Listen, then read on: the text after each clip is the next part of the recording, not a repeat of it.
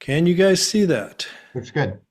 Okay, and let's go to slideshow. And can you still see it? Yep. Okay, thank you, sir. So anyway, if this is your first time on this, have been discussing for the last 3 weeks the Air Street Capital Group's State of AI report for 2024. They do this every year, and it's really quite interesting to see their take. They're a VC type firm, I guess, using the old vernacular. They probably have a new term for it now, but that's what they do. They fund this sort of things. And we've used the report's slides as food for discussion.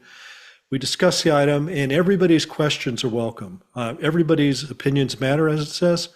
And we skipped many of the slides for brevity because this is like a 250 slide deck, and we don't want to be here forever.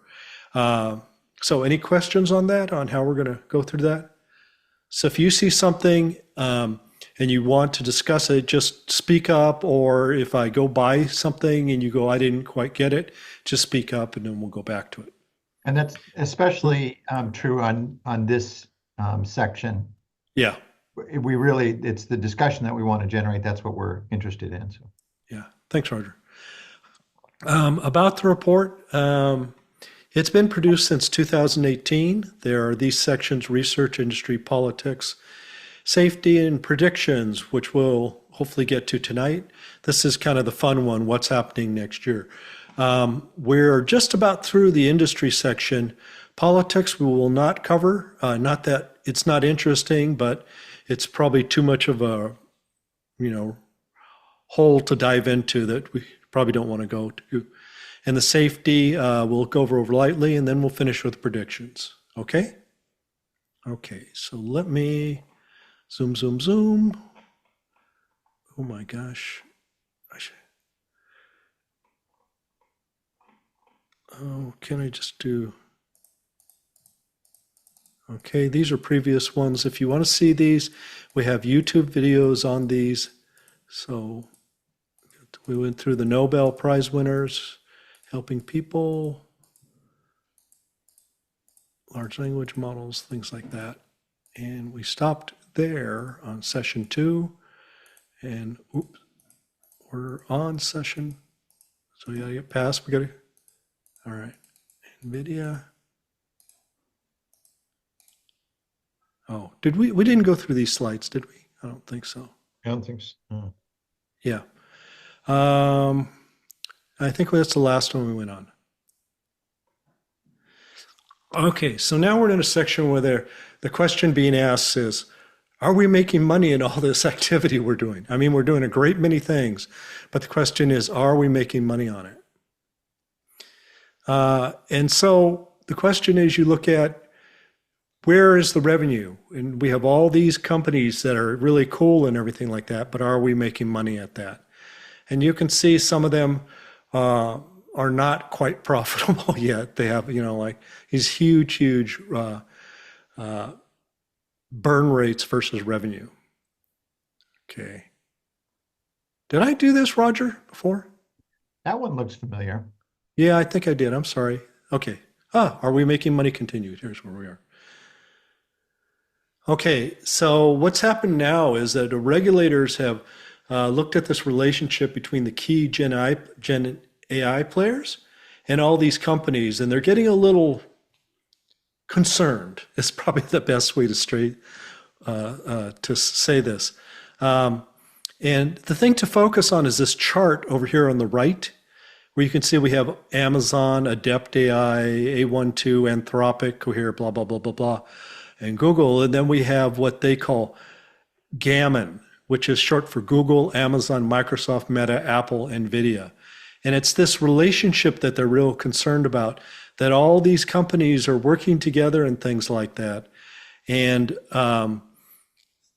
well, this is the statement. Regulators fear that big tech companies are either essentially buying out competition or providing friendly service provision deals to companies that they invest in, potentially disadvantaging competitors.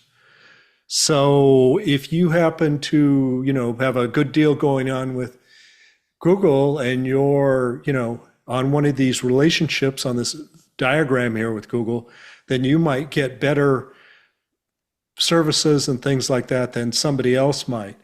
And that speaks to, antitrust, all sorts of things like that. So the regulators are concerned about that.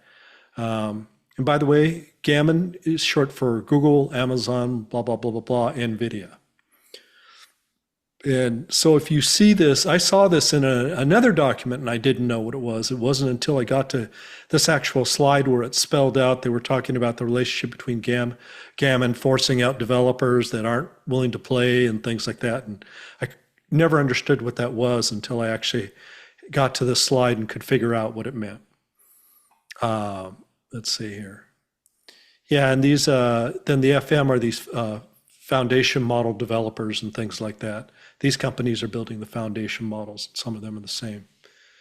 So the concern is that, without the foundation models, without all these companies, you will not be able to play the game. So is this becoming, sort of a very clubbish sort of thing where a lot of people can't play the game, a lot of startups can't exist and things like that?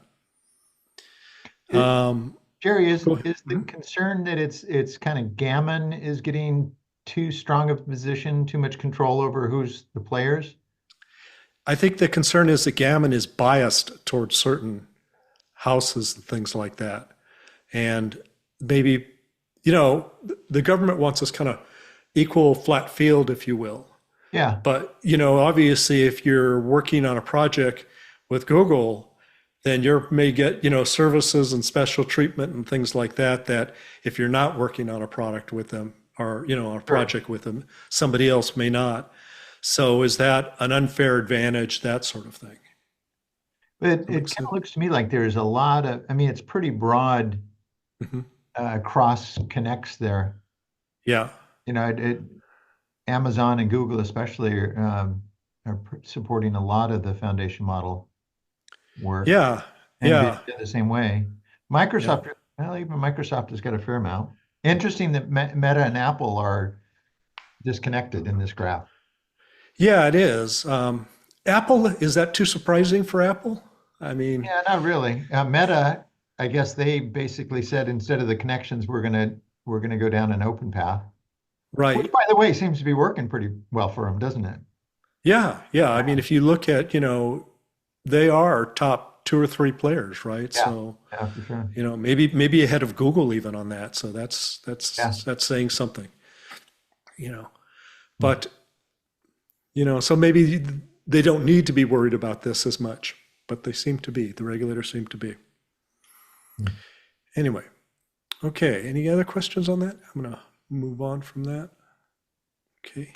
I hadn't. Go ahead. I had that last paragraph. I hadn't heard of that before. That big tip. Microsoft and Apple backed out of OpenAI board.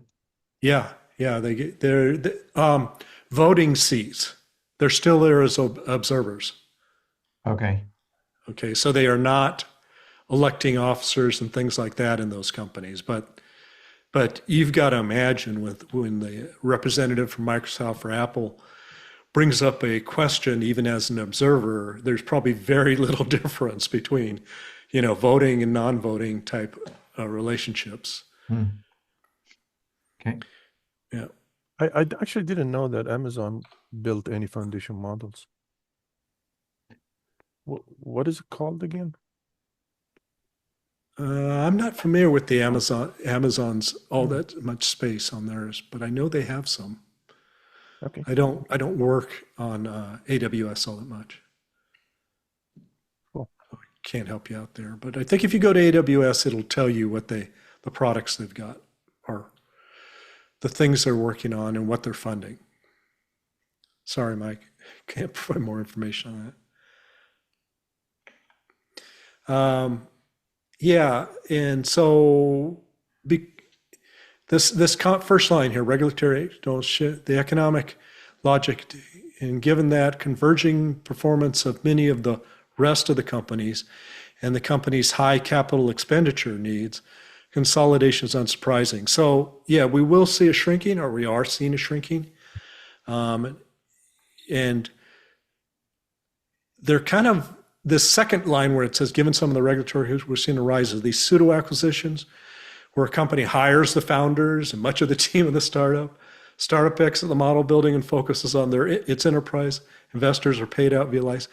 So this is how they're sort of getting around this in the kind of in the back door sort of thing to pay these people. I don't know how, OpenAI seems like a candidate that may be getting funded somehow through these ways. But yeah, and then these are all the headlines that you see, where various things are just getting sucked up. So it is what it is. This is to be expected, I think. If you look at government contracting in any way, you see there are like 2 or 3 big contractors that get everything and everybody else goes for the table scraps. It's not that much different than that, even though this is private. Okay. Let's get on then to tools for AI. And in this point here where they brought up where they're seeing specialist tools and frameworks gain popularity, and then the incumbents seem to be stronger. This speaks probably a lot to those connections that we just talked about, to the various ones. And if you look at that little chart, can you guys all see this chart here in the lower right-hand corner? Over there? You can kind of see, like Azure, Microsoft Azure, Cosmos DB is just killing it in terms of, usage and things like that. Seems to be real big. And then some of these other ones are not doing so well, like, Mongo, which is open, I believe it's open source or small source anyway, is just not really in the game. These other things are just crushing it. So it is the way it goes, I guess. Yeah. Oh, yeah. Second thing here, I should have just read this here. So, the big ones are doing things like MongoDB, stuff like Fluent. And these are supporting it at scale while the cloud guys are really having to work with their existing customer bases and try to expand out. So saying, yeah, we have AI too, versus the other guys coming in and they are sort of sucking a lot of the air out of the room. Anyway, okay, So, let's move. Well, go ahead. Gary, question on that. So RAG workloads. So MongoDB, that's not a vector database, is it? I don't know. I only know Mongo from back in the day. No, And it's it was- not. It's not a vector database. Oh, okay. Thanks. Right. So I'm not quite sure. So I guess when I think of RAG, I guess I've always thought of it as using like a vector database with a cosine similarity lookup. I'm just curious how something, I don't know these other ones, but I'm curious how something like MongoDB, which I think is kind of a NoSQL database, how Right. that Yeah. would So work. Mongo. I work enterprise stuff. So there's a bunch of these. So they have traditional Mongo database, which is the document object, the database that most people know. Yep. And they have this new thing, not that new, but whatever. It's their newer thing called Atlas. And sort of Atlas is it's just the easy way to think of it is like that's their data development platform. And inside there, you can you think of it as like you can make calls. You can make calls to RAG, to different LLMs. You can enrich applications. And working in sort of the enterprise space, one thing that goes on is that in the last decade we've thrown an enormous amount of data into enterprise cloud platforms like AWS and Azure, and then a whole bunch of others, and including some into GCP, especially BigQuery.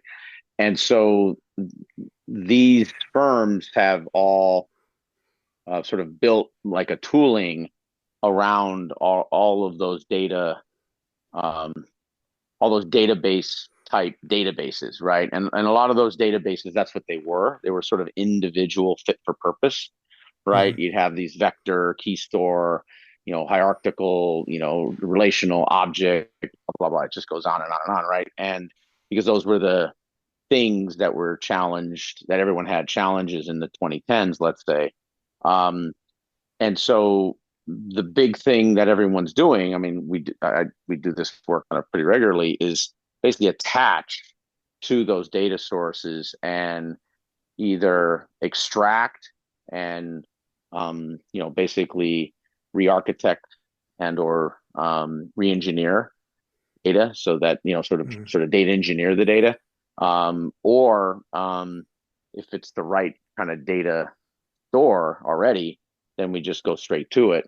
And so, like an example, like you'll have a Kafka, which Kafka is like weird, right? Because it's not really a database; it's more of a messaging stack, but you store data, so it just doesn't have any relational algebraic quality, right? So that becomes something you can kind of play with. So there's a bunch of these sort of already implemented, in most enterprises, most big enterprises, data stores from the cloud, and that's why firms like Mongo will attach an Atlas to their existing MongoDB or to others, who people have MongoDB backgrounds. Does that make any sense? I hope I didn't lose you guys on that.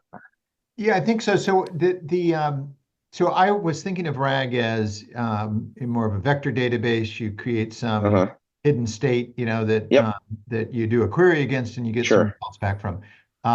But I guess I'm wondering, with like a MongoDB, then are you essentially, the LLM is generating a query against a MongoDB, and then you execute that in a more traditional way? Is that how that RAG works? Yeah, no. I mean, so they'll have their own, think of it as like their own RAG embedding model. Okay. So you'll generate a traditional user query to a text prompt to the embedded model. The embedded model is the RAG piece. I'll send you the link of this stuff, right? Because everybody asks exactly what you just asked at the client level, like, because everyone already knows what because you've already heard what they were called. Like it's almost like if someone said SQL Server RAG, you'd be like, what's that, right? It's sort of like there's an existing brand of MongoDB, and then you're like, well, what does that do? So I just put a link in for the MongoDB for their AI. I mean, because everyone makes everything's AI, but you know what I mean? Like, this is it. If you click on it, you'll see they'll have a nice little implementation diagram, which literally I, like every few weeks bring up in front of some client or some situation, just to say, read that, because it basically points that out. So when you click on it, you'll see, and you go down, like on the link, you go down to where it says the RAG, how to build a RAG system, like like halfway down the web page, and then you'll just see what it is. So that's kind of like, and pretty much everyone with existing cloud, like big cloud, medium cloud, traditional or other non-AI database, prior to 2018 sort of installed base, they've all kind of taken these approaches, their own version of these approaches, to attach, which makes sense. If we all worked at these places, that's what we'd be doing, right? It makes sense. You we'd tell clients, like, re-implement everything just so we can run some, who knows if it's going to work, AI against it, right? You would basically say, let's attach and let's do these quick kind of proprietary dev test cycles and see what happens. And then and so I use the AWS stuff a lot at work. I put a link in for that, which are all these sort of pre-built things, almost like weird little mini AI attachable solutions. So if you have a CRM system or a customer care system or a, whatever, things like that, you can, you can plug these in pretty nicely. And clients I've found mostly like this a lot. Great. No, thank you for the So sorry. Sorry to go down the rabbit hole. No, that's good.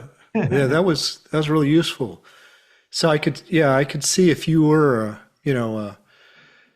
one of these companies like Mongo that had an installed base, and your customers probably like your product, but now they need to do AI for whatever, reason or something like that, or want to play around with it. If you could make it easy, so much the better. It keeps them in your ecosystem and things like that. That's right. And it's also cheap. Like I'll put the stuff. I mean, you just click on the pricing and you'll see how absurdly cheap it is. Uh, From a traditional enterprise pricing standpoint. mhm. So it's like it's almost like a form of like new lock-in, if that makes any sense. Yeah. You know? No, it makes perfect sense because Yeah. vendors always love you to keep renewing the contract, right, every year Yeah. or whatever. Yeah, because right now, like most of my clients, like the ones that use this Atlas, they pay for each dedicated server, they pay, I think it's $1.20 a day. That's it. Hmm. So it's That's it. really cheap, crazy, Yeah. right? And so Yeah. so for like $5,000, you're like stacked with this stuff. And so that doesn't mean anything, $5,000 for an enterprise, right? And Right.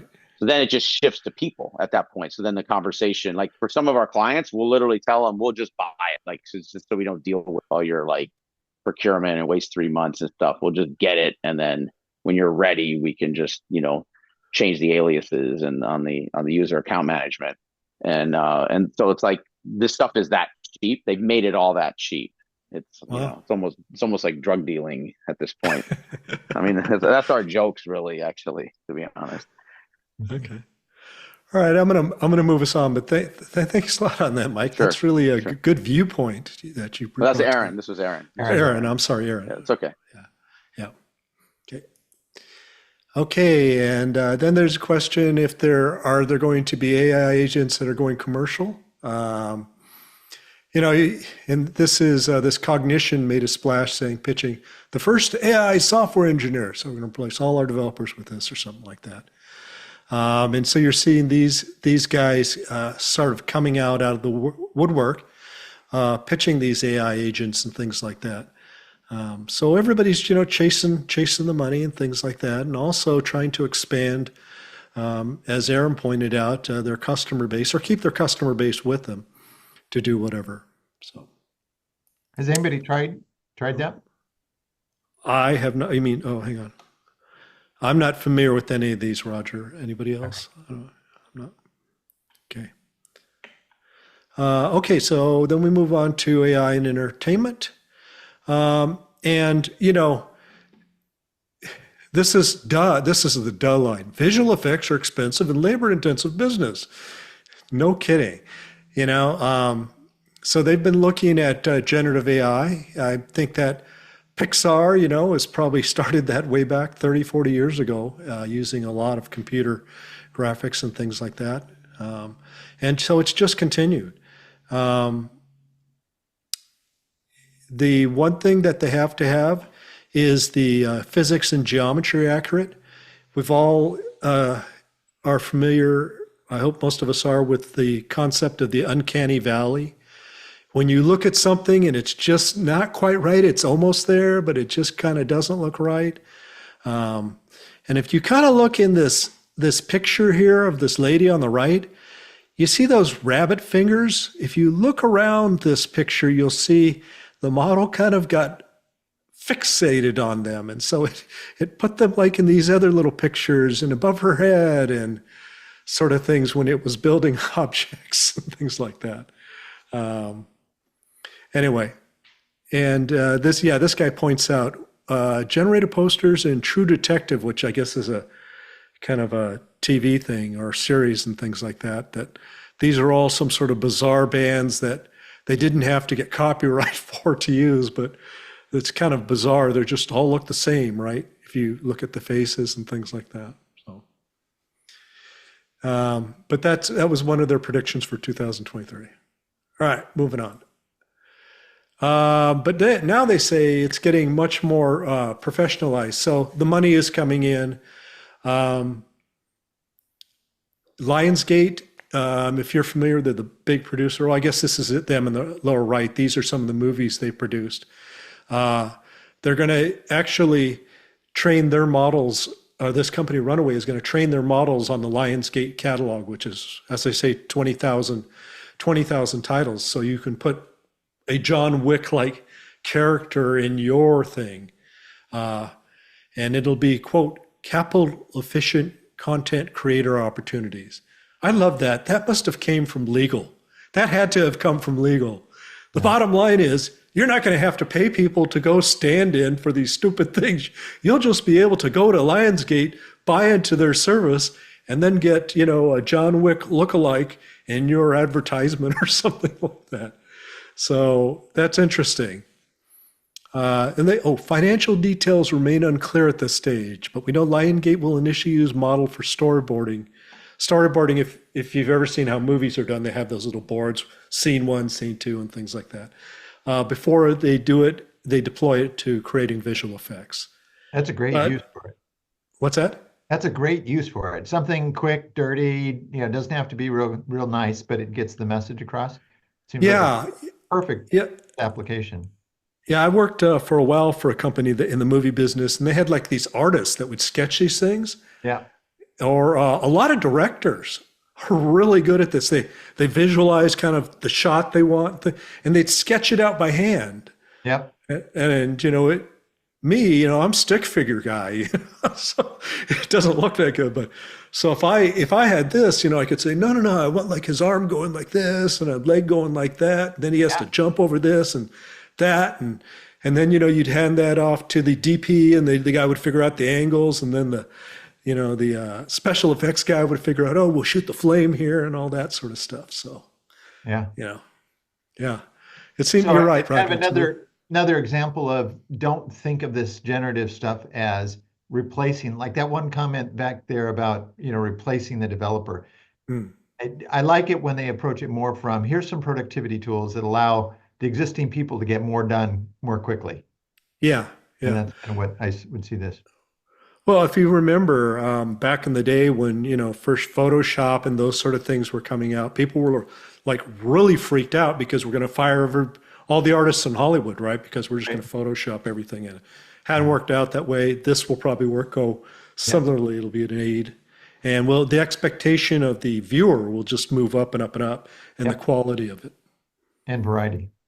And variety, yes. Okay, so let's go on to some frontiers and markets that they're doing. We still have this, speech is still not the best. I was mentioning a few minutes ago about the uncanny valley where, when you hear Siri or something like that, it's a robot. You don't know exactly why it is a robot, but just the way things are said, the pacing, whatever it is, tells you that it's a robot and things like that. But these new ones are going to become much better. Andrej Karpathy, for those that know Andrej, is a very big name in the AI game now. He's talking about here that friends and hosts, they have two AIs going at it like it's people. They're just bantering back and forth. And that's pretty impressive if you think about that. What is this? Wait. What is this? This podcast is two AIs talking to each other? Yeah. I guess has AIs with humans or something like that. I haven't seen it, but wow, or listened to it. Yeah, I definitely have to take a look at that. Yeah, imagine that. Is being able to do that, and that sounds like Notebook LM. It may very well be. And Karpathy does work for Google, so or with Google, so. That you may be right, Julius. I don't know. Yeah, it says that lower down in the paragraph. I just see it. Oh, does it? Yeah. Yeah. So they sound really good, but very similar. I don't know if you can change the voice. Well, voice is just what is voice, right? It's just frequency and modulate. You're the music guy. You should know how we can do. There are services. Yeah, you could always hook it up to some other thing. Labs, I think, but it's a fantastically well done conversation between a man and woman in sort of a podcast mode. Great ones on YouTube. Yeah, that and people, if they can get through the uncanny valley type problem, where you're going, oh wait, that's a machine talking or something like that, that will be a huge jump here. Julie, Uh, was the one that you were referring to, was it this deep dive? Or was there something else you're referring to? That I was referring to? Yeah, I thought you Oh, were, yes, that was the first one. Yeah, deep dive. And they had a series of them. And I've heard a few more. So, in any, it's like you go to Notebook LM, you can upload documents and you can do a variety of things, including making a podcast out of your documents. And a friend of mine did it, and he uploaded his to-do list, and and it was really funny. They're just this conversational mode saying, "This guy is into everything," and they just start talking about all the things he's doing and wanting to do, and like how can he be involved in so many projects? There's that kind of feel to it. oh, So interesting. it's a lot of fun. does it feel natural though? Or do you think, oh, wait, this is artificial or something like that? It's being, generated. I think the voices sound really great, but sometimes the back and forth is just a little bit choppy. They cut each other off in a way that's just not quite right. They can't really talk over each other the way real people would. So it's just a little bit of artificiality in the back and forth for my ears. Okay. But it is getting better than we have been, Yeah. though, it sounds like. Yeah. Yeah, the actual text-to-speech is phenomenally good. It's been really amazing ever since WaveNet, hmm which Okay. was from Google. Yeah. When Alexa and Siri first came out, what do they call the Google one? Is that like the Google Home? Hey, Google. Yeah. Does it have a specific name? I don't know. Anyhow, when those first came out, I kind of expected a much more conversational interface, and it was kind of underwhelming. It seemed, kind of like a Google query Mhm. results. But I don't know if anybody else has noticed, but lately I've noticed that the responses, if you ask kind of an open-ended question, it's a much, I wouldn't say necessarily conversational yet, but it was a much richer experience than it was when I first bought them. Yeah. Mhm. Well, I wonder how they're doing that because, like, an Alexa device. Oh crap! Did I just set one up? No. An Alexa device. It's a very small memory, very small, low end processor. That sort of thing. So I wonder. But There's it's some connected real to a big- interesting architecture work going on behind the scenes, I think. Yeah, it's connected to a big cloud, so Yeah, yeah. But even at that, though, I mean, how many billions of those things are floating around out there? The bandwidth consumption must be huge. Jeez. mine's lazy. Mine doesn't talk to me much, so Oh. Maybe you're not talking to it, Roger. That's the okay. problem. I'm neglecting my Alexa. Yeah. Okay. But so this is this speech to speech thing where they're trying to get past that, and it sounds like some people think they have. So that's pretty good. Okay. And then, of course, I think I did a talk on this a little bit earlier, the Apple sort of thing, and now they're hooking up with OpenAI. Wait, doesn't OpenAI work with Microsoft? But anyway, I think OpenAI will work with anybody that will give them a few $1 billion, things like that. And that's probably donut budget on a Friday at Apple or something like that. So. I think it's interesting that that second bullet there, commenters have frequently pointed that Apple is a laggard in this, blah, blah, blah. But, you got to give it to Apple. When they build a product, it's pretty solid. It's not like half baked sort of thing like some other companies. But, so maybe that's a good thing. They're taking their time on that and everything. The other thing they've done is, of course, I think artificially constrained like their phones. I believe the iPhone 14, only the Max can run the later Apple AI type stuff and things like that. So they use it as a upgrade. This is why you need to upgrade sort of thing in their marketing. They're pretty good with that. Always have been. Yeah, so as the third bullet, I hadn't heard this before, where it says Apple AI is partnering with OpenAI to use ChatGPT and Siri. So that'll be interesting. And Roger, that kind of speaks to what you were talking about. Right. you'll be able to have Siri is a superior interface than Amazon's is or something like that, but it isn't powered by like a chat GPT today.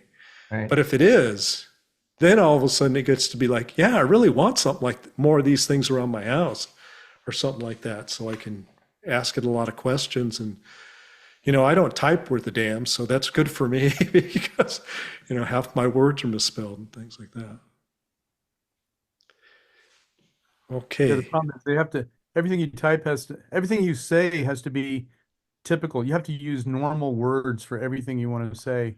And that's very difficult if you're trying to ask a technical question. You have to Mhm. find a way to use plain language to say it. Um, Yeah, but if you think about where Apple's target market is not super technical. So they may be able to produce something for their market that's works out, you know, pretty good, pretty well. and we should be able to upload a glossary, you know, and just sort of add it to our rag bag or something like that. Yeah. Yeah, that sounds like I think we get to something where they talk about doing that. Let me see here. Let me move on. Yeah, I think this is it. Yeah. Um, they say, given Apple is publishing work foundation models period Apple Intelligent Fish, it's really the question to ask is how long or deep are any OpenAI partnerships going to be? So they're partnering with OpenAI, but is it just to learn how to do this themselves or just to get a product to market V1 of the product? You know, we've all probably been in companies where you just got to get something. So you do things in V1 that you wouldn't do in V2 and V next after that. So maybe it's one of those sort of things where you're, you know, they're looking at partnering with OpenAI because of that. Well, also it's really big and it has to be in the cloud. And they like to have their AI right there on chip on the device, very edge focused. And so I have a feeling they'll continue this and they'll open it up and you'll be able to get, you know, OpenAI or Claude or Gemini or anything you want. And I think that's really smart. It also helps them with their, you know, net zero push. You know, they don't want to really have, you know, giant data centers in the desert when they're trying to get to net zero by 2030. Yeah, good point. Good point. Yeah, and their on-device focus, that puts some real tough constraints on, you know, engineers and things like that. That actually creates a better product if you think about it. I mean, it's one thing to go to, you know, someplace that has, you know, terabytes of memory and things like that, and you know, I don't know how many cycles and things like that. It's a whole nother thing to build a product that runs usefully on something that you know, battery powered and that fits in your pocket. That's a whole different level of engineering, and maybe forces by constraining yourself to force on in that you end up with a better, tighter piece of code because you just don't have the budget in cycles and battery life, whatever, you know, and you know, weight, bulk, whatever. So that's interesting. I'm really interested to see where Apple takes their Apple Silicon and if they're going to build something that does a lot of the on-device type things that we now associate with having to go to the cloud for. It's also a great way to sell iPhones because every year you can add a bunch of AI features that will only run on the latest phone. I might upgrade my phone just for that. Yeah. Oh, I would. I definitely would. You know, if it you know had enough, then it becomes the typical dilemma of any smartphone user is there enough new in the new thing to make me upgrade? This is some of those things that I think, for me at least, would make me upgrade. And now it's new intelligence, which is more compelling than a lot of other features. Yeah, yeah, yeah. So you know, say what you will about Apple, they never lead on the technical bleeding edge, but they come up with a good product that you know does something useful at a reasonable cost, and they tend to debug them fairly well before they ship them to market. Unlike other companies who shall remain nameless. Huh? What's that? It's only twice as expensive as it should be. So that's Yeah. But wait, you can buy the iPhone 15 that has the first version when the iPhone 16 comes out for half the price. And the base Mac Mini is incredibly cheap. So I think that's really wise, to have a small system with an educational discount that anyone can afford. But if you want to do anything serious and you upgrade a little bit, then you get hit with, premium pricing. I think that's a really good strategy. Yeah. Yeah. Well, what is the Mac Mini, like $500 now, the new one or something like that? Anywhere Somewhere in that 590. range, right? Yeah, Yeah, it is dirt cheap for what it is. for what it is. Yeah, it's Yeah, incredible. it's a very powerful system for little money. Okay. Gary? Yeah. Yeah, so I was just wanting to inject. So I'm looking at the picture on the right-hand Mhm. side, and kind of like the on-device versus server models partitioning, right? That's kind Right. of cool. But what kind of caught my eye that I hadn't heard of before, which obvious that it should go this route, but they're talking about doing private cloud for the server Mm. model. So that orchestration then that they're talking about is somehow going to be presumably go into a public server under some circumstances, Mhm. but also has the ability to kind of tap into some sort of corporate private compute. Yeah. Well, you notice they call out their security enclave, which is their encryptor, all that sort of stuff, right? For their data, it controls data access to the device, let you remote Oh, wipe yeah, all the, okay. yeah, in the lower Yeah, right yeah, hand corner there. I hadn't Yeah. caught So that. this is, I wonder if this slide, the private cloud is really speaking to, big companies are going to buy 10,000 phones or whatever they're going to buy, or however many iPads and things like that. But Or just have information that is proprietary that they want to have accessible to their employees, yeah, right? yeah. Yeah, that's interesting. Yeah. I hadn't actually noticed that little thing until you mentioned it down there in Yeah. the slide. But it makes sense. I mean, if you can sell to corporations worldwide, that's a lot of units, and they don't like change. I mean, once they buy, they just, Yeah. oh, we'll just buy the next one, right? Things like that. Yep. Okay. Well, this is interesting too. The on-device 3B model outperforms Gemma 7B and Mistral 7B in human evaluations. So it does sound like they're actually building some good models and things like that. Now, we don't know what it was, what does it consist of, I guess, or something. Well, I guess it does tell you. Following instructions, tool use, writing, and math. So maybe that's what you do all the time, maybe not. And this thing here where it says previous, yeah, where it says that Apple argues that this is a sign that data quality is far more important determinant of performance than data quantity, and I would agree with them on that, especially when it comes to small devices and things like that. Okay. Actually, didn't that talks about, I assume that's tied to the bullet right above it, the 3B versus 7B. Mm-hmm. Mm-hmm.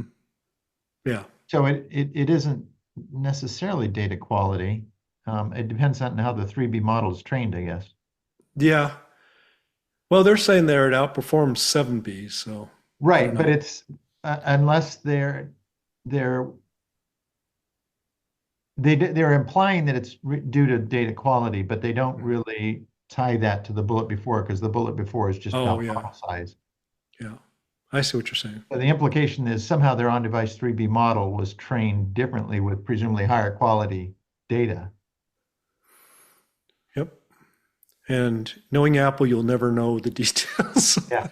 Unless you happen to start wearing an Apple badge. And then, shifting gears here, video generation is really big, as you see here. You can see the thing to look here is look at how much funding people are throwing at the video generation type thing.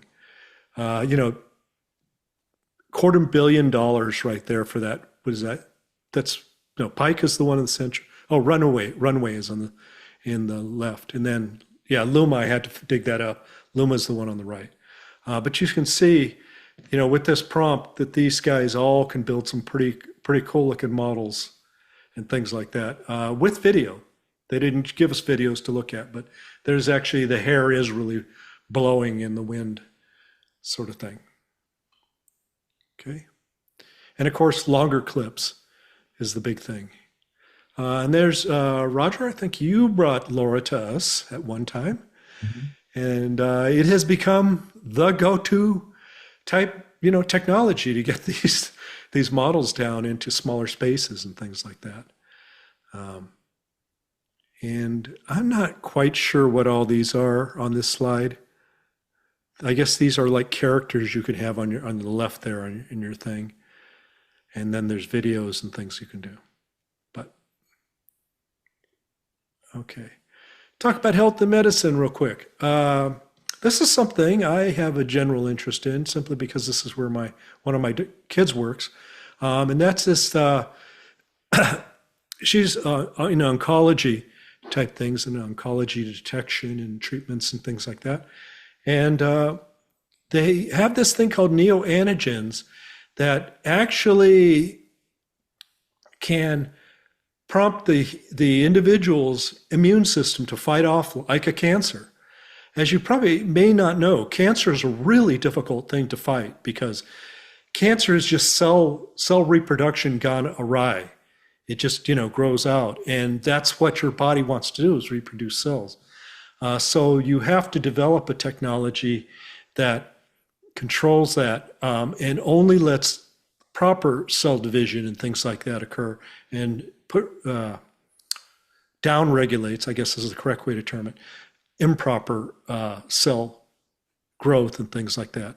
One of the new products, if you've watched TV that does this, is something called Keytruda. Keytruda is it fights like, I don't know, I want to say like 11 or 12 different cancers and things like that, and has a fairly decent rate, I think the suppression rate is somewhere in the 50-ish percentile, 50 to 50, 60 maybe, or something like that. Here it is on the bottom. 2.5 arm names combined. Keytruda was 78. They combined these two things and they got 74.8, and without it, Keytruda alone was 55%. And I came out of the Novartis oncology group, so this is fantastic. I mean, we thought 6 months survival was a pretty decent back a decade and a half ago. So this is a dramatic increase. But it is pricey. Keytruda runs, I love this number that they had somewhere I saw, $11,337.66 per treatment every 3 weeks. Seems very precise to me. I don't know how it got so precise. And the way these things work is you have a cell. This is how your body fights cancer. So it helps your immune system fight your cancer cells that are specific to you and your cancer. So in a normal cell, you have just this DNA thing going on. You pass this into transcription, which creates messenger RNA, which creates amino acids, does a protein, and then T cells are what you call killer cells. They kill off disease in your body. And because of the way it doesn't recognize this, it doesn't fit into this lock, if you will, on this T cell. And so it doesn't attack it. However, with these drugs and things like that, they mess a little bit with the transcription on the DNAs that has mutations so that it does recognize that as something that needs to be attacked. So the T cell will attack this. So this has a lot fewer side effects than the older style chemotherapies and things like that. And so it's more tolerated. Patients stay on it. They don't want to go off it because they're feeling so bad, that sort of thing. So that's just really good to see, and that is all being driven by artificial intelligence to generate these RNA sequences that fit. What is the one, guys, we talked about earlier? There were two of them. What am I thinking of, Roger? The one, that stuff. AlphaFold, yeah, and yeah. AlphaFold was first proteins, and now it's, I think, all cells and things like that.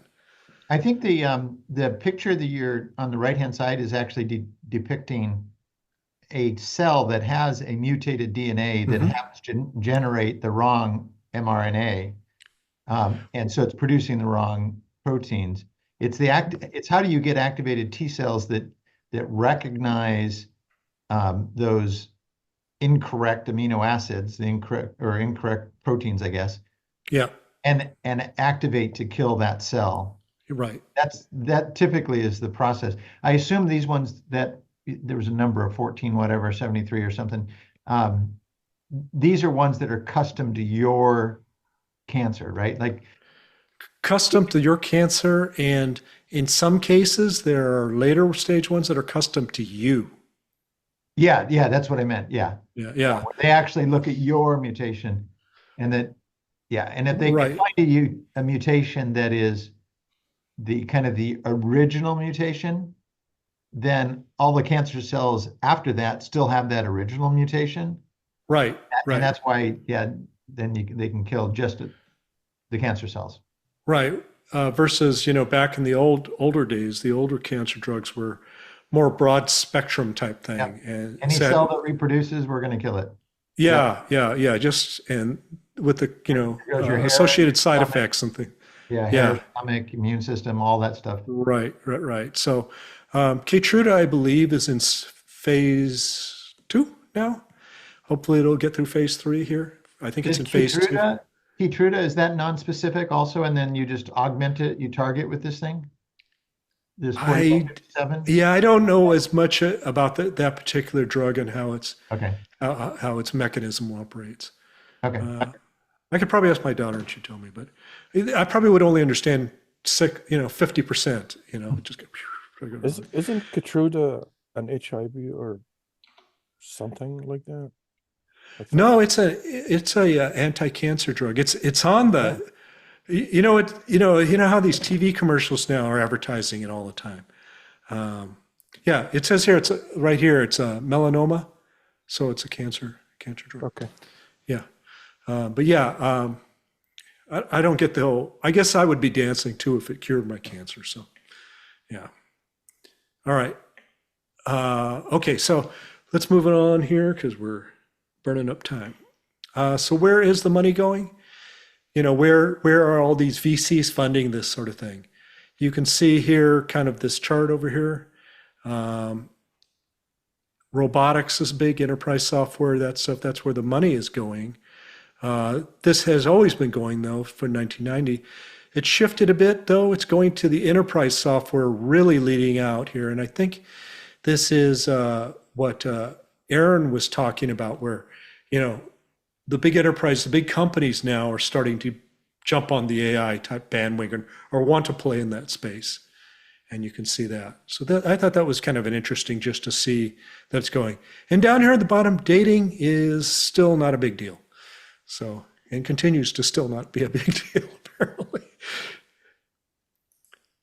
Last 2 years, so who is, getting what sort of money is going in? This is, it appears, as this statement is accurate, there appears to be a clear pre-post GPT-4 error in 2003. You can see here with the big money over 250 million. Before it wasn't really playing in the AI space, but now it's just all going there. All the firms are just kind of, went to that side of the boat or things like that. Okay, politics, we're going to skip. Yay. I thought this was interesting. Safety here, and, you had people in Capitol Hill saying AI is dangerous and things like that. But now AI is so ubiquitous, everybody's like, just use my AI. Here's something from Anthropic. And I assume that must be in Paris or something because that's semi-French. Let's see. Oh yeah. This is the whole Altman thing that it played on. And, kind of the drama here, there's just some more on that. Probably don't need to go too much into that, but Altman won, and it looked like all the people that went against him got kicked out, things like that. And here's something I received in my mail the other day that you guys may have too. I was just doing, I don't remember, doing some stuff on GCP, And it said, no, you got to click, yeah, you'll buy on to this. It says, we've added terms on our login customer prompts due to potential abuse of generated AI services, blah, blah, blah. If our safety tools detect potential abuse of Google's policy, we may log your prompts to review and determine if a violation has occurred.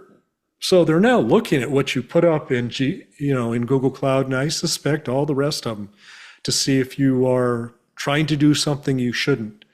So do not be surprised if you call some sort of API with something that's maybe in the sketchy area and it says, it's just going to kick you out now.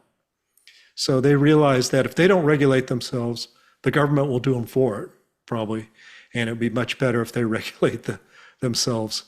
And, they've just put it in this same area that you do all sorts of bad things on their computers. Okay.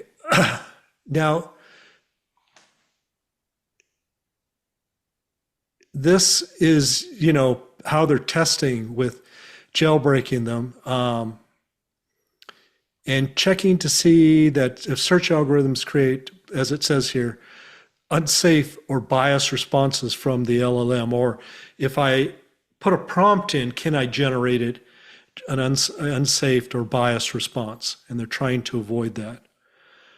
They have this thing called ADV prompter. Yeah, that it is. ADV prompter uses going through alternate process of generating adversarial and fine-tuning things. So it tries to see how far can it push the LLM in forcing it to do something that it shouldn't do.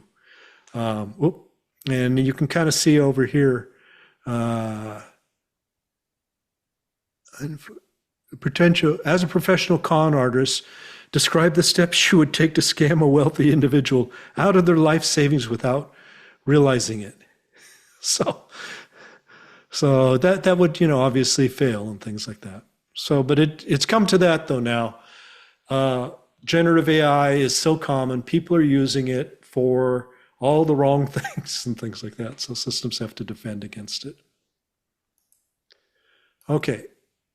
And I haven't done much with DPO. Maybe somebody else has, but they are in this. This is a diagram. Is I like pictures. You're asking where are the places to recommend to visit Paris, and when it's aligned and everything's cool. But it says, oh, go to the Notre Dame, blah blah blah blah.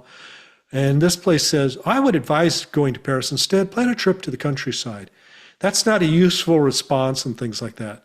So they're trying to create, I don't know what you call it, a more helpful sort of thing. And this whole direct alignment from preferences.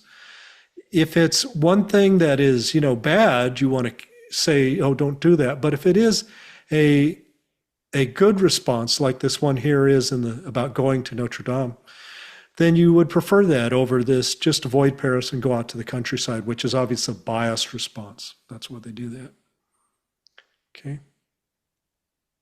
All right.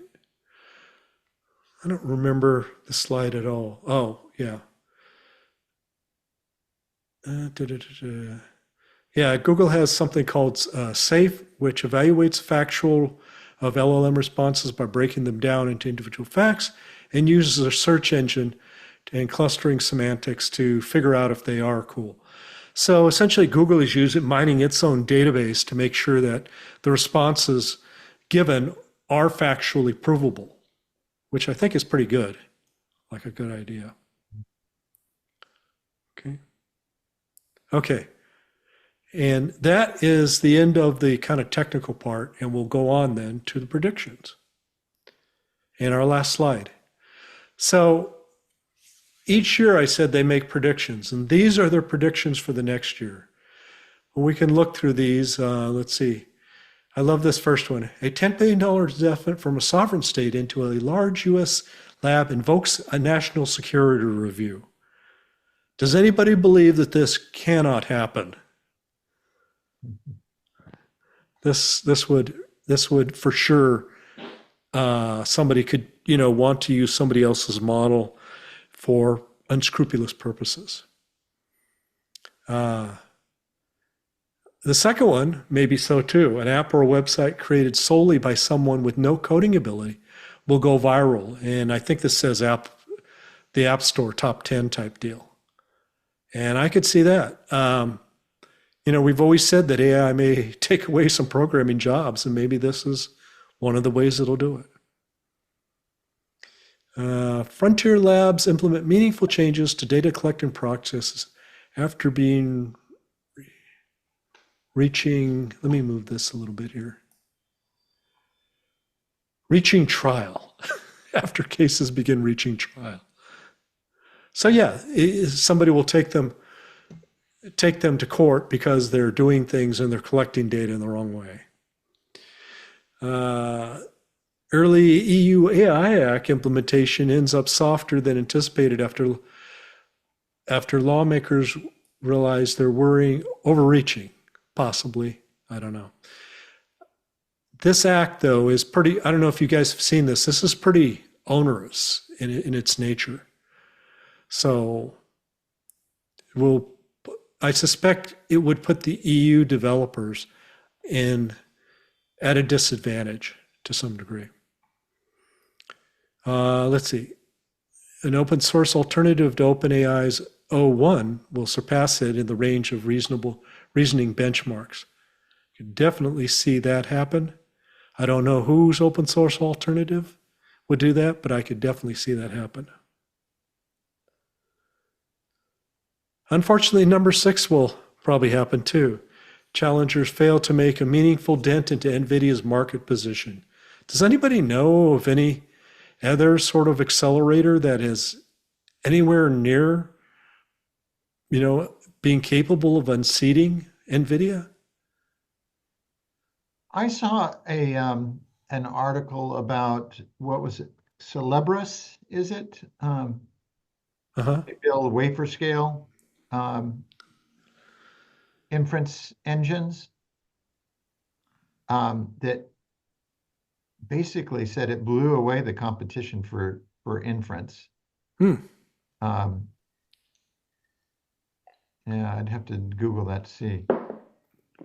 Yeah. They were winning on the high end anyhow. I mean, it's a chip this big and really expensive, but because it's all on one wafer, it's super fast. Oh, Super you high mean bandwidth. just because the communication is so quick between the various components? Yep. Got it. Okay. It says level of investment in humanoids will trail us. Yeah, humanoid robots and things like that. Still haven't found a good market fit for that. But give it maybe 4 or 5 years or something like that, and they'll have one. Or maybe we'll all be replaced with them as part of what Elon's doing in his, work to make us more efficient and things like that he seems to want to do. Okay. Strong results from Apple's undefined accelerates momentum around. And this is what I was speaking of earlier. I think Apple is a very, very smart company, and on devices, remember, we used to not have phones that we could just pick up and, what time is the movie on? And well, we'd have to call up the movie theater or something stupid like that, right? We could just do it here. And what's playing at this and what's doing that? And where's this on sale? And, what's the best 5 prices I can get for this item? We didn't have that, 15 years ago or things like that. But I think Apple is going to be one of the leaders in making all the AI type things happen as an expectation that you'll just have it in your pocket. Okay.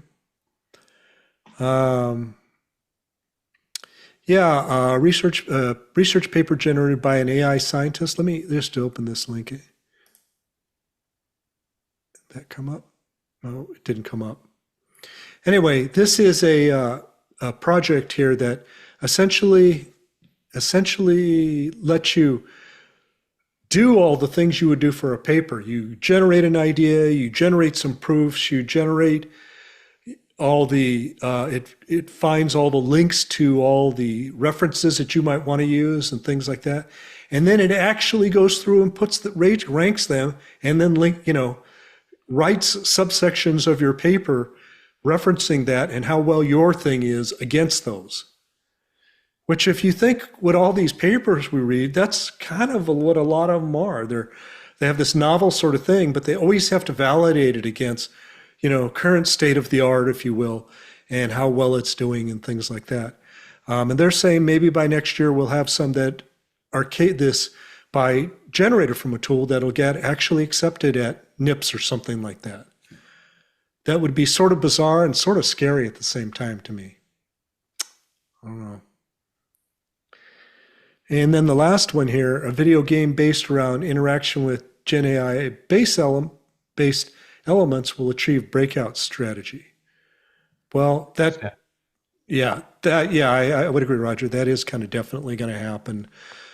Because as Gen AI becomes kind of the way for companies to cut their costs. My other daughter happens to work for a video gaming company, and she tells me these horror stories of how much money they're spending on licensing properties or generating properties or however they're doing that. Is just it's not sustainable in the long run, is I think the term she said. So is this, I remember NVIDIA came out with a text to 3D model. Mm-hmm. They came out with a model for that. That was a couple of years ago.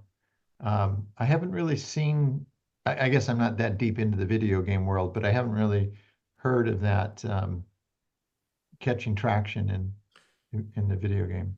Well, once again, this is their predictions for the next 12 months. So we'll see how well they do. If we remember, they only hit about 50%. So maybe this is in the non-hit 50%. Yeah. Okay. And that's kind of it for this paper, or this long 4-week thanks log we've been going through their state of the AI report. Questions, comments, discussion? For Anybody? 5 on this page, Mm-hmm. follow what Elon does. What's that? Oh, open source alternative sort of. For number 5? No, wait, no, 6. 6. For Okay, NVIDIA, challenges.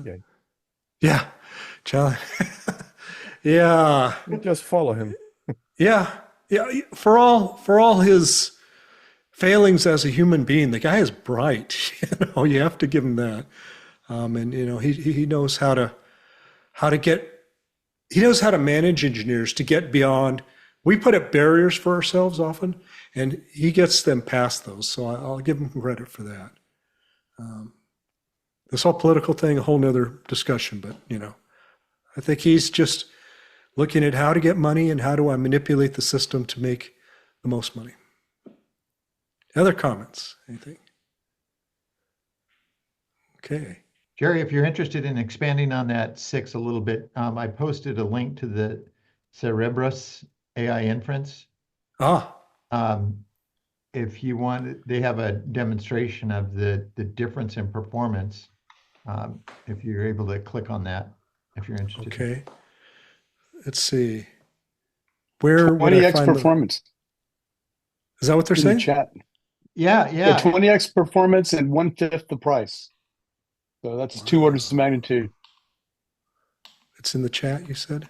Yeah, it's in the chat. Mhm. Second to the last Okay. post. I'm not bringing up the chat, Roger. My thing is all Um, jacked today. Okay. Let's see how to, let me, can I share? Yeah. Go for it.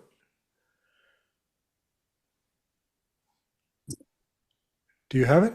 Yeah, I got it. I just need to pick the right window. Are you getting that? Yeah.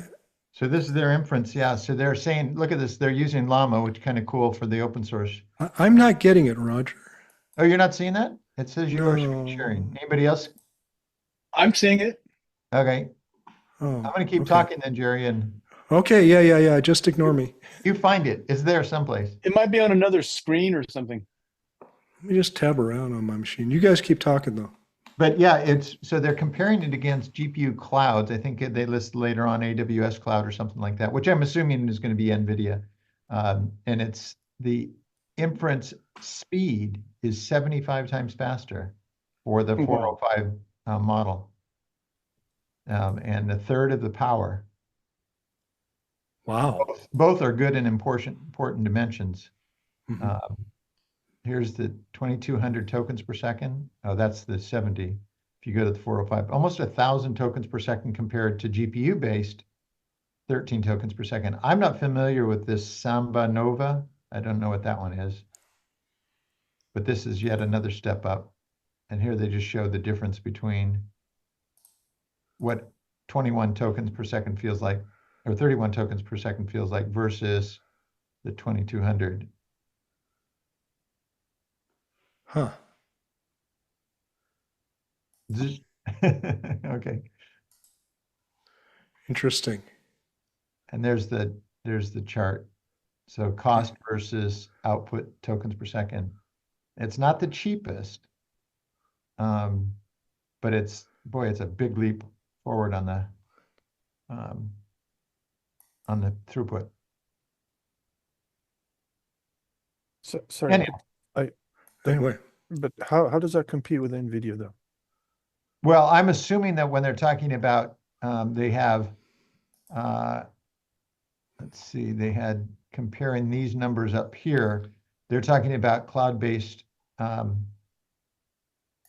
GPU cloud, so 75 times faster than a GPU cloud implementation of Llama 3.1405B.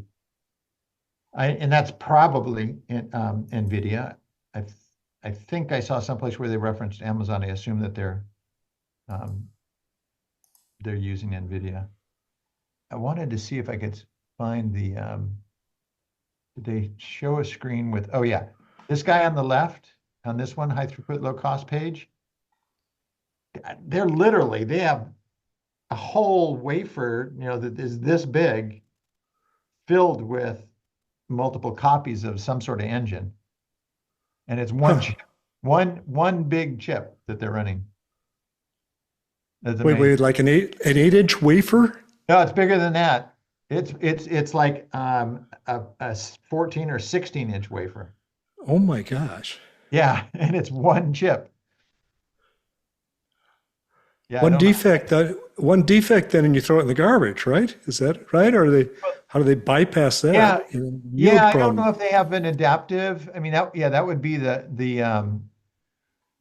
would be the challenge. There you go. How big is that? That's maybe at least. Huh? I mean, chips usually start circular, not square. So I guess they've already Right. tried that. But Then just cut the probably edges don't off, wanna- right? Probably don't want to Yeah. spill your coffee on that. yeah, and I think he's holding like a $500,000 chip right there, if I remember. Yeah. I saw it was. I mean, it's expensive, but that's a pretty big performance advantage. Do you know where the fab is? Is it like 3 nanometer type stuff, or is it 5 nanometer? Yeah, I didn't see anything there. Oh, he says somewhere. 5 nanometer. 5, yeah. Yeah, there's a lot of capacity in the 5 nanometer. And I guess it just the thing I read was it's got incredible memory bandwidth because of the way they're doing it here, where you're Yeah. always sitting on chip. 4 trillion transistors. Oh my goodness. Wow. 21 petabytes per second memory bandwidth. Wow. And what the heck is fabric bandwidth? That's how you can move chip to chip, or component to component. Yeah. I see. So it's like you stitch them together and you get that kind of bandwidth from one to the next or something like that. I noticed it's actually memory is listed as a petabyte per second. Fabric is listed as a petabaud per second. So Mm-hmm. those Oh, might it's a serial thing. Yeah, those might be completely coupled. Mm-hmm. But anyhow, it's kind of cool to see, somebody push things besides just NVIDIA. Oh, yeah. And you got to believe NVIDIA is working on stuff like this too. I'm sure they've They got. better be. Yeah. Oh, yeah. or they'll try to buy them. That's the usual thing. The big player will buy something like this if they can. Yeah. Yeah. So if they have 900,000 cores, if one of them goes bad, I guess they just disable it and keep using the rest. Yeah. It's got to be something like that, right? Because you're going to have a Yeah. defect on something that big. You're going to have a defect. So, Right. yeah, some Mhm. sort of Yeah. dynamic Probably Yeah. have a way of doing that even after the fact if it's that big, Yep. by gating around it or something like that. Yeah. Yeah, you probably just mark cells as dead and they just don't get allocated. Yep. Yeah, it's kind of like you do with a memory chip, right? Yeah. Mm-hmm. So same type of technology. Wow. Where's Intel and all this? Sorry, Well, couldn't help it. and Intel, you guys, they're not. Well, didn't they just get dropped from the? Yeah. Did they get dropped from the S&P or whatever they got dropped from? They're negative. What are they? Negative 30% or something like that year over year, something like that. It's sad to see an icon. I grew up with Intel and Microsoft, if you guys Yeah. remember. Yeah. So Yeah. At least Microsoft is still doing well because they embrace the future. I think Intel just got, I don't know, didn't innovate and things like Well, they that. defined the future for a long time, Yes. right? Yes. but when they hit the ceiling, they just didn't know how to react. Yeah. Yeah. And get around it and things like that. And I think the whole GPU thing snuck up on them and they just didn't, what? Those aren't important. They're not the main CPU.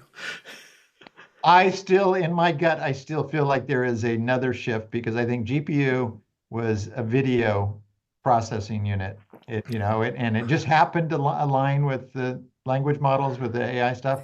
Yeah. But it doesn't completely align. And I got a feeling if you start thinking about scale and performance and efficiency, there's another technology around the corner. Yeah. Yeah. what's an NA-EVU, Dennis? And I think EVU is the EMSL's machine, the ultraviolet, what is V? So yeah, so that's a machine making those chips. And then the high NA, I think the N was not, I forgot what N stands for. A is aperture. And maybe like a numerical or something like that. So just a new next generation EVU machine. So there goes up to over 300 millions per machine. Intel reserved all of their productions initially, but so far they bought two. And I think the Taiwan, the what is the other MC company? They bought another machine. Yeah. But these are all manufactured by ASML, right? Yeah, those are only ASML are able to manufacture them right now. That's scary to me that there's like one company out there in the world that can do that. Yeah. And it just, I don't know, we're too dependent on one company. Yeah. Yeah. Well, I guess we should be glad they're there, but I mean, yeah, I agree, Roger, that the fact that there's no competition and they probably hold technology internally that nobody else knows. So Yeah. Well, and one meteor and, it stops the whole world. yeah, but a meteor going to hit Finland or wherever they are. Good a chance at your house. Maybe so. I don't know. Anyway, have we kind of talked this one out, guys?